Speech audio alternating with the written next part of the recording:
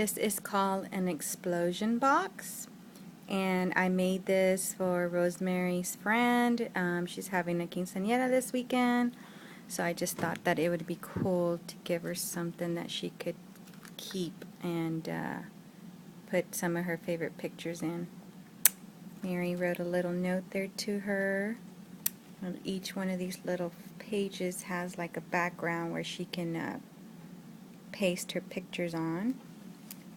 And then we've got like these little note cards that her friends can write notes to her. And this little envelope here is treasured moments. You can open it up. See, I think that's what it is. She's not giving it enough time.